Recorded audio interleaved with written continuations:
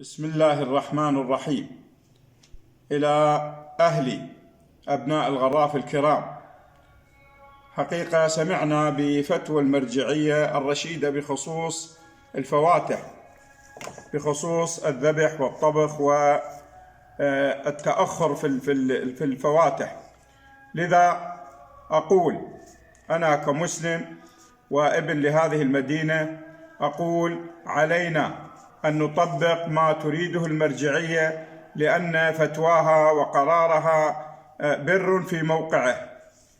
أطلب من أبناء الغراف، من أهل الغراف، وخصوصا أصحاب الرأي وأصحاب العقل، شيوخ العشائر، كبار القوم، عليهم أن يبدأوا بأنفسهم، عليهم أن يطبقوا هذه الفتوى لما فيها حقيقة من خير يعود على الفقراء، يعود على الناس الذين لا يستطيعون أن يقدموا ما نريده في الفواتح.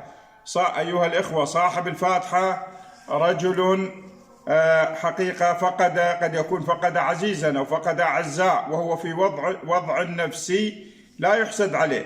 لذا لا علينا أن لا نطلب منه أكثر مما يتحمل. علينا أن نعينه، أن نكون سندا له، لا أن نكون عبئا عليه.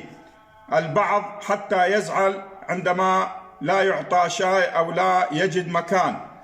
كما قلت، صاحب الفاتحة الذي فقد أعزاء علينا أن نقدر وضعه النفسي.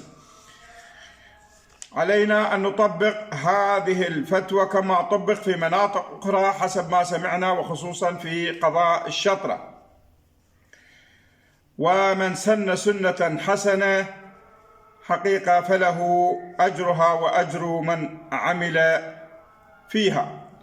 لذا علينا، على كبار القوم، على وجوه القوم، على المتمكنين والمتيسر لديهم كل شيء، عليهم أن يبدأوا بأنفسهم، لا أن نقول ولا نفعل. كبر مقتا عند الله أن نقول أو أن تقولوا ما لا تفعلون. لذا أختم كلامي هذا بأنه أنا كمواطن حقيقة ابن لهذه المدينة، مدينة الغراف الكرام أو الفاضلة، مدينة عشائرنا الكريمة، خفاجة وآل سعد وغيرها عليهم أن يطبقوا هذه الفتوى. وشكرا.